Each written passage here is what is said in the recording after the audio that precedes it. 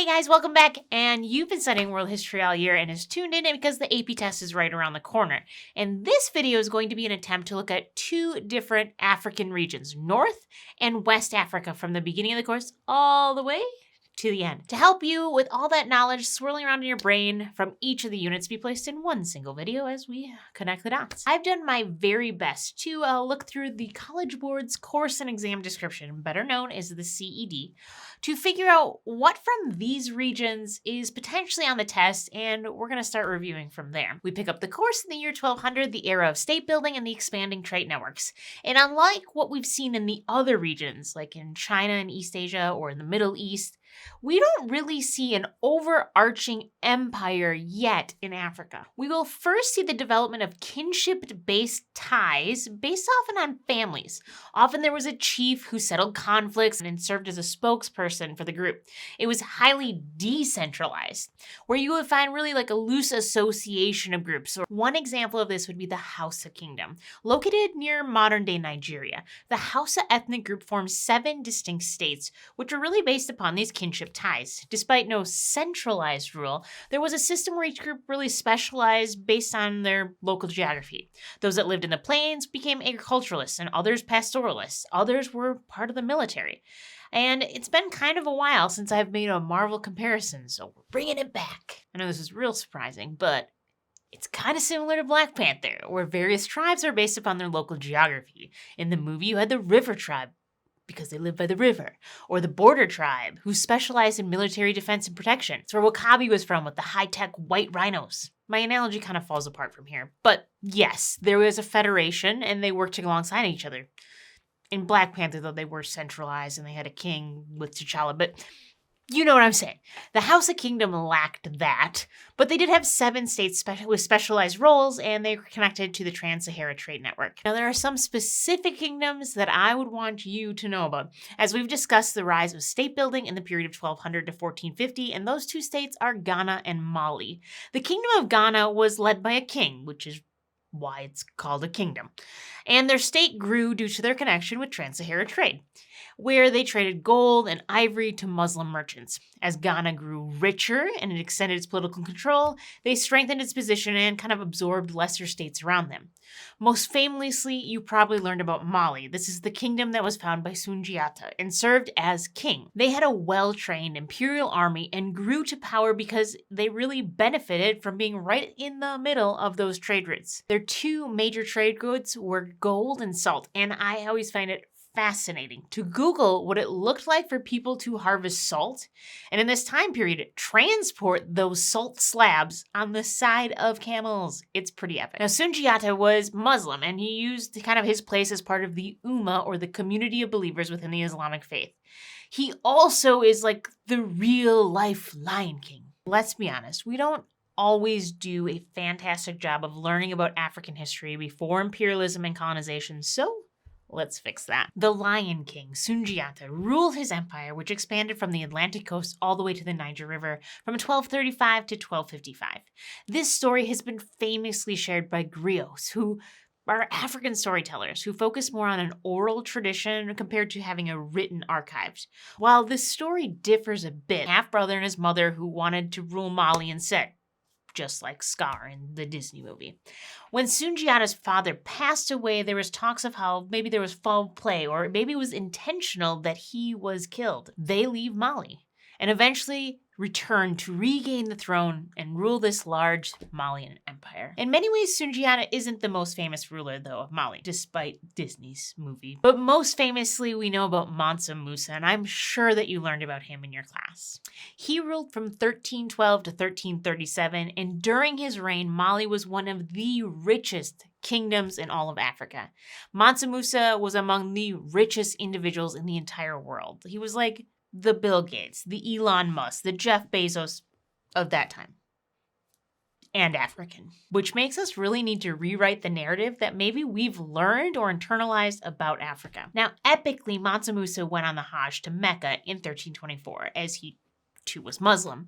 His entourage had tens of thousands of people, hundreds of camels, a whole lot of gold. He eventually gets to Egypt before finishing the Hajj, in Mecca, and legend has it that he destabilized their currency because of the epic proportions of gold that flooded the Egyptian markets. After he returned, Mansa Musa began to revitalize the cities in his kingdom. He built mosques and large public buildings, most famously in Timbuktu, which became a major center of Islamic learning. Mansa Musa brought architects and scholars from across the Islamic world into his kingdom, and the reputation for Mali grew. Following Mansa Musa's death, though, in 1337, the empire really fell victim to a declining influence around Africa. Poor leadership set the kingdom out for some civil unrest, and ultimately the neighboring Songhai Empire will conquer it, and most of Mali will kind of be incorporated into that in the 15th century. This will shift us to the next historical period of our course, the years of 1450 to 1750, the era of large land-based empire and the new maritime empires from Europe. So let's circle back to the Songhai Empire, which conquered Mali. It was founded in the 1400s by Sunni Ali and became larger and richer than the Malian Empire that preceded it, after they conquered Jenny and Timbuktu. Now, Sunni Ali had a reputation for being ruthless and cruel, and how he conquered these cities and how he treated the people after they were conquered. He had an unorthodox or a loose adherence to Islam, as he kind of combined the beliefs of Islam along with traditional Songhai religion. Later, Muhammad I, also known as Askia the Great, became the king in 1493. He was a general under Sunni Ali, and as king of the Songhai Empire, he instituted a system of bureaucratic government unparalleled to anything we've seen in West Africa. Highly centralized, standardized trade, policed the trade routes to the Trans-Sahara network. Like major land-based empires during this time, he legitimized his rule through religion, which was Islam, which the former ruler was maybe a little less devout to. He encouraged literacy and learning and allied himself with the scholars of Timbuktu, ushering in a golden age in the city for scientific and Muslim scholarship. They also utilized a tribute system within the Niger River Valley. Now, as time continued, we see how this great Western empire declined. Initially from internal kind of issues with ineffective leaders and civil wars, which reminds me kind of like of how the Roman Empire declined. But we're going to see that they're going to have some invaders. Those invaders are the Moroccans in 1590. They used gunpowder, whereas the Songhai Empire didn't use that technology currently. And if you guessed, those with the most advanced weapons won. Just like we saw in the Ottoman Empire versus the Safavids in the Battle of Chaldiran, just like we saw with the Spanish versus the Inca. Those with the better weapons seem to come out on top. Now, as 1450 to 1750 is not just a time period of large land-based empires, it's also the era of exploration and the discovery of the Americas, as Europeans establish their maritime empires. And this will have some serious implications in Africa. Now, the Portuguese were the Europeans who were initially involved in the area of Western Africa. As they established trading posts and early exploration, they started trading with Songhai.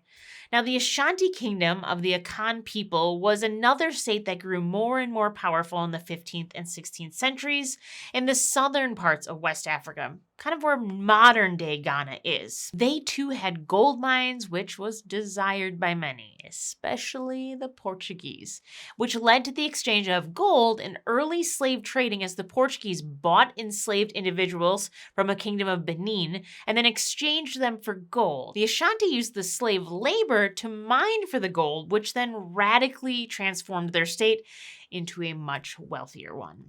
Now, initially, enslavement in Africa continued in its traditional forms, where it was really the incorporation of enslaved persons or people that were prisoner of war. But as more interaction occurred with Europeans, the use of slave labor morphed into something that we will see in the Atlantic slave trade.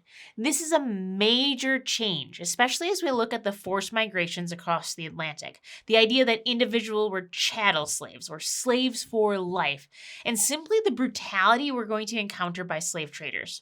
These earlier empires like Songhai used enslaved individuals in their armed forces, much like we saw with the Shireme system in the Ottoman Empire, but nothing as brutal as we are going to see by those that were forcibly moved to the Americas. Now, the Portuguese established a trading post at Elmina, It was here that the Ashanti Empire supplied the Portuguese with slaves to work in the sugar plantations over in Brazil, which we know was a major destination of trafficked Africans. Additionally, others will be used to farm coffee and other agricultural products in the New World. Additionally, African goods like okra and rice were brought to the Americas as part of the Columbian Exchange, as well as the devastating demographic changes that happened in Africa. If you ever see that word demographic, it means the study and the structure of populations. And in regard to the demographic changes in Africa, you will see the export of many males, which will have lasting effects on gender roles and social structures within Africa. Also remember that trading post Elmina? Well, there's also a famous structure that's located there that we've talked about before, and when discussing the slave trade is kind of important to know about. It's known as the Elmina Castle. It is the oldest European building in existence in sub-Saharan Africa. This castle had luxury suites for visiting Europeans along with those who lived there. The basement storerooms, however, were storerooms initially for their gold. However, as trade shifted from gold to enslaved Africans, those storerooms shifted from holding cells of gold to holding cells of people before they were forcibly boarded onto ships to go to the Americas. By the late 1700s, over 30,000 Africans were trafficked through the door of no return at the Elmina Castle each year, with many traveling to Brazil and the British colonies. It's a UNESCO heritage site today, where many tourists travel to and many with African heritage go to so that they can kind of connect with their own lineage, which is often hard to track. Now let's see what happens when we shift to our next time period, 1750 to 1900. This is the era focused on the Industrial Revolution and European imperialism, which will be even more devastating in West and Northern Africa. As industry arose first in Great Britain and then spread to Europe, these nations were seeking raw materials needed for industrialization. These economic motives led most directly to European imperialism, but they were also shaped by other ideas like white man's burden, civilizing missions, and social Darwinism. This will lead to the expansion of European influence beyond those original trading ports. For example, the French took Algeria in northern Africa in 1830, and it became a settler colony where many French citizens moved to. Britain established their influence in West Africa in Sierra Leone, Gambia, Lagos, and the Gold Coast. In 1807, the British ended the trade of enslaved Africans across the Atlantic, and by 1833, the institution of slavery was abolished in most of the British colonies.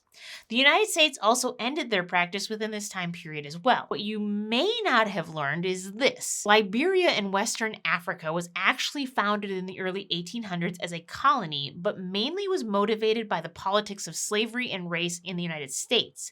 The idea that there was this growing problem of free blacks in the United States, and not sure what to do with them, became this reality.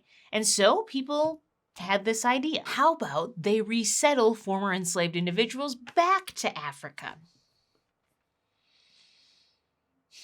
Regardless that they had never been to Africa, nor were they able to retain much of their African history, and the fact that they were born in the United States, the US still shuffled over 20,000 people to Liberia. However, these settlers attempted to retain the culture that they had brought from the US, and for the most part did not really integrate with the native African societies.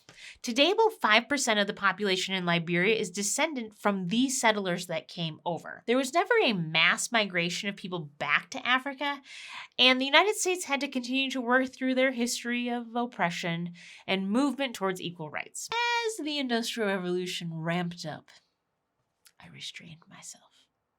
Just kidding, or was catching steam. European nations were seeking out those raw materials. Most specifically in this region, it was for palm oil, which was found near modern-day Nigeria.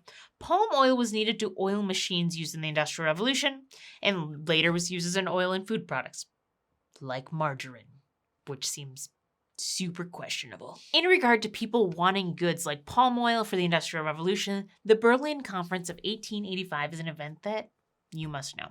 German Chancellor Otto von Bismarck arranged a conference to settle how European countries would claim colonial lands in Africa to avoid a war between themselves in Europe. Without a single African leader present, they negotiated who would have which lands, and suddenly, by 1889, the map looked like this. In the regions of northern and western Africa, you'd be surprised to see that it wasn't the Dutch or the Portuguese that expanded their influence from the earlier connections. In fact, in these regions, the big players were actually Great Britain and France, who claimed much of the lands. Liberia declared independence from the United States' influence in 1847, before the Berlin Conference even happened, and they maintained their independence after the scramble for Africa. When looking at this map, you will see some small areas were also claimed by Spain and Portugal, Italy, and Germany. Now, the game changed from before, where Europeans weren't really able to colonize these regions, and it's probably because of the inception of two major things: quinine and the Maxim machine gun. By no means did African states merely hand over their lands to the Europeans. While many of them used diplomacy or kind of politely declining protectorate status, most Africans rose up to fight against these colonizers who wanted their land and wanted their resources.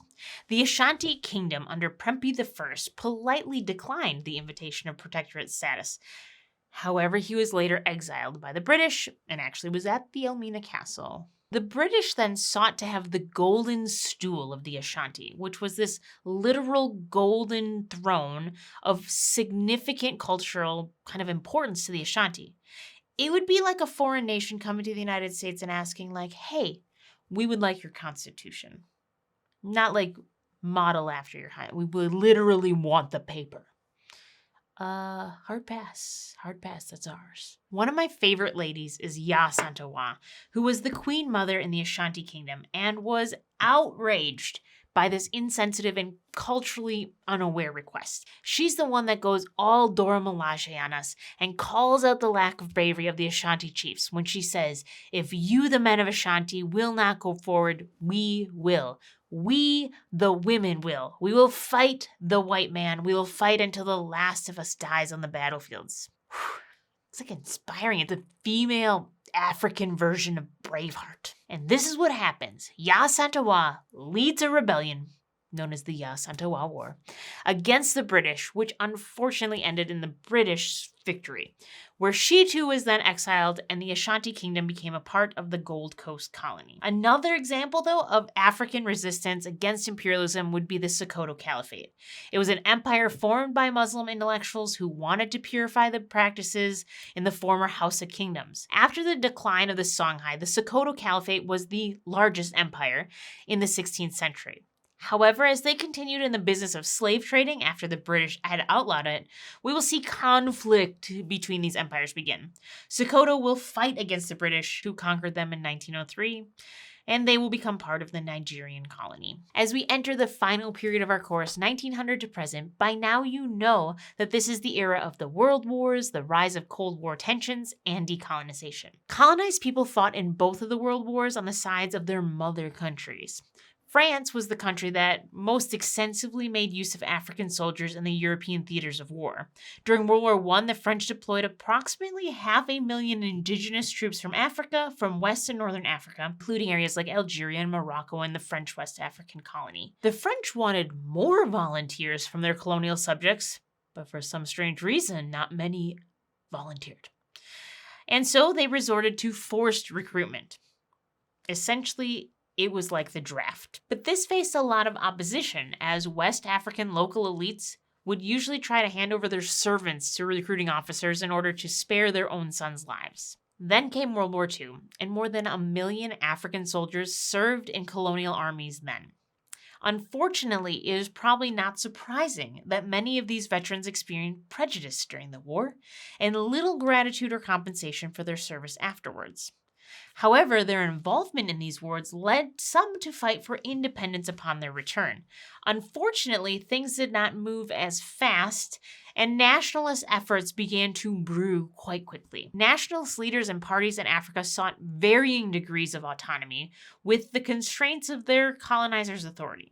This means that they tried to rule themselves while also still being under the rule of the colonizers. Others cut right to the chase and sought independence from imperial rule after World War II. But how did they do that? Typically in two ways. After the end of World War II, some colonies negotiated their independence, while others achieved independence through armed struggle. If you had to remember a rough estimate, 1960 is the year where we see many African nations achieve their independence. Some of the most prominent places to remember that negotiated their independence in these regions would be French West Africa and Ghana. France had already utilized mostly indirect rule in the region, and as more pushed for independence, both Democratic and Communist parties in West Africa, they challenged the colonial powers. Eventually, they negotiated and signed a treaty for their independence. Now, Ghana is another one of those prominent stories of negotiated independence. They negotiated with the British, which led Ghana to become the first independent African nation. The first president was Kwame Nkrumah, who was a leader in both the Pan-African movement and the non-aligned movement, as they were purposeful in not aligning themselves with the United States or the Soviet Union during the Cold War. Pan-Africanism is really this celebration of unity and culture and ideas throughout the continent, and it really circles back to the greatness and pride of Africa before the intervention of former colonial powers. When Ghana negotiated their independence, it wasn't smooth sailing, as a military coup overthrew Nkrumah in 1966. In 2000, we will finally see a peaceful transfer of power from one elected president to the next. Algeria really stands out as a prime example of people achieving their independence through other means of armed fighting and struggle. You need to remember that so many Algerians fought alongside their colonizers in World War I and II. The Algerian War for Independence broke out in 1954, and there were a lot of factors at play. Algeria is right here on the map, so right on the Mediterranean. Cross the Mediterranean and you're in France. Remember that Algeria was a settler colony, and we know that means that many people from the mother country moved and settled in Algeria. So basically that means there's lots of white French people living in Africa. And because of this, France didn't see Algeria as African, but more like France. They didn't want to let it go. The FLN, the National Liberation Front, led the Algerian movement for independence. And yes, before we get too far, I know that the National Liberation Front is not the letters FLN. And the reason why is because we're speaking in English. I don't know how to speak any French, really. In French, it was the Front de Libération Nationale. Sorry, guys who speak French. Go 6 years of Spanish here. And still today, I can barely talk to my Spanish-speaking students besides, muy bien. Creo que sí. So the FLN sought self-determination through guerrilla techniques against the 500,000 French forces that was sent to Algeria. The losses were devastating to the Algerian population, and the French were also known to have used torture against the patriots fighting for their independence. President Charles de Gaulle bypassed the National Assembly in France and set forth a plan in which Algeria would achieve independence and then passed it via a referendum. However, when independence was moving forward, fighting broke out again in 1962. Many pro-France settlers and pro-France Algerians fled to France as they were violently targeted by the FLN. This led to a lot of anti-immigrant sentiment back in France, along with some housing and employment issues. Back in Algeria, the first president will get overthrown by a military coup. The FLN will continue under new leadership, and then they had a one-party system for quite some time where dissent wasn't allowed, and the government collectivized our agriculture and pushed for modernization. Fighting broke out again in 1991 as Algerians pushed back against the one-party system. A military state of emergency was declared, and it lasted up until basically when the Arab Spring movement swept through the regions in the 2010s. As the map and the political boundaries shifted, we will see the map begin to look more like we know it today. Ghana has been hailed as one of sub-Saharan's success stories. It built a stable democracy in the 1990s, overcoming decades of political upheaval, as well as a thriving economy fueled by the export of cocoa and gold and oil. Nigeria has the highest GDP, gross domestic product, in all of Africa and is incredibly developed. The IMF and the World Bank have been very involved as African nations achieved independence. But it's not without those who oppose their capitalistic benefits, because these organizations are charging high interest rates to these developing nations. Learning Objective 9.2 also discusses the role that poverty impacts people's health. In fact, poverty-related diseases are a devastating health and socioeconomic problem in many developing nations, particularly in sub-Saharan Africa. Specifically, you will see that malaria and tuberculosis hugely impact northern and western Africa. Malaria is a life-threatening disease that is transmitted by mosquitoes. It is preventable and curable, but poverty is a barrier to prevent the spread of malaria or to treat it once someone catches it. The same is true of tuberculosis. 25% of the world's TB cases are in Africa, with 61% being in Asian countries. It too is curable if you have the resources. Now, as a teacher, we need to have TB tests to get hired and ensure that we don't pass it along to you guys. And I'm not sure if you've ever experienced a TB test. It's this very strange test where they inject a small amount of fluid into your skin on the lower part of your arm. Then you return 48 to 72 hours later and they look to make sure nothing's happening there. Now, I hate needles. Basically, I'm a giant baby. How I ever gave birth to an actual baby is beyond. But TB tests aren't overly painful. But the temporary bubble that it created on my arm, I definitely almost passed out at the doctor's office. I literally scurried out, quickly got in my car, put my seat in full recline, turned on the AC, and laid there while calling my husband, telling him that I was probably about to faint. I didn't. I survived. I did not have TB, and later did give birth to a real child. So, go me. Now, epidemic diseases also have their impact on Africa. The Ebola outbreak that lasted from 2014 to 16 in West Africa was a big one. It started out in Guinea and then spread to the bordering countries of Liberia and Sierra Leone. The WHO, the World Health Organization, declared a public health emergency of international concern, which is designated for only events that really risk a potential international spread that will require a coordinated international response. Liberia was declared that it was Ebola-free in June of 2016.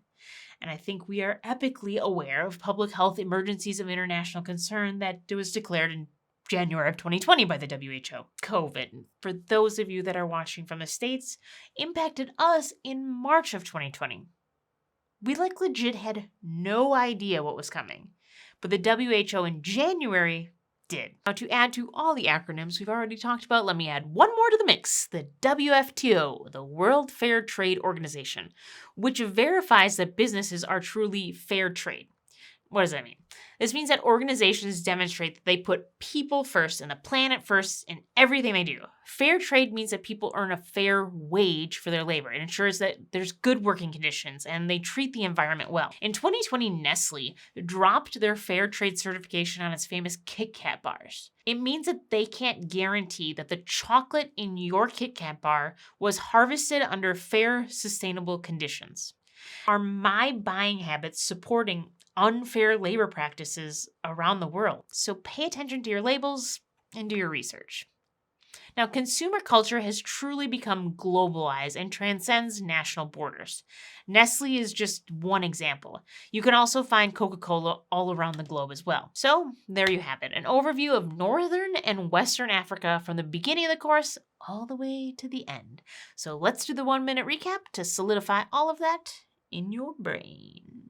Early civilizations in Africa centered around kinship ties. However, we see early empires develop with Ghana and later with Mali. Islam is highly influential because of the Trans-Saharan trade network. We really have the live Lion King, Sundiata, as the founder of the Mali Empire. Later, there's Mansa Musa, who's ridiculously rich and takes the Hajj, where there's a lot of people and a lot of camels and a lot of gold. Timbuktu then becomes the center of learning in West Africa. Poor leaders and civil unrest leads to them being conquered by the Songhai Empire. Sunni Ali is pretty brutal and not a great leader. Later is Askia the Great, who has a more centralized bureaucratic rule. He's great. He legitimizes rule through Islam. Songhai is the biggest empire in West African history, but they decline because the Moroccans have guns. The Portuguese start settling on all the trading posts and doing all their exploring. Ashanti starts to trade with them, mostly gold at first, but then later enslaved individuals to them. The Atlantic slave trade takes off, especially with the Portuguese colony in Brazil.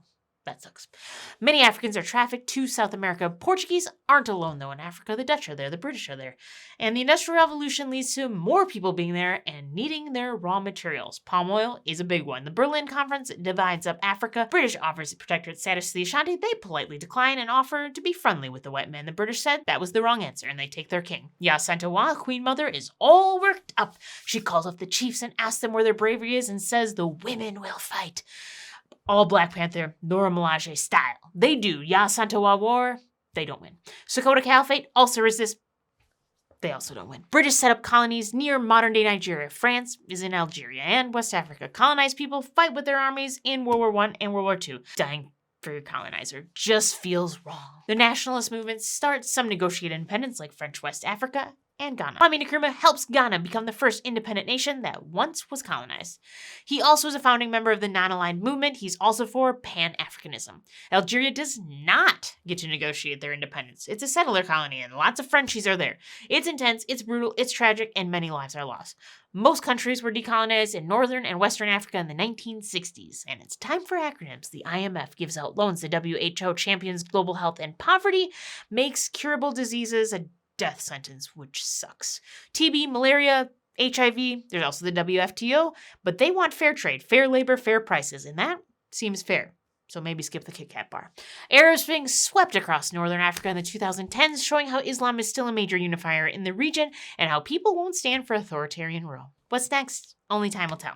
If you felt like this was helpful, throw us a like below, subscribe, and stay along for the ride as I help you review region by region. There are 2 other videos coming up about other African regions. I hope this helped you learn about yesterday to better understand today, and we can all write a better tomorrow.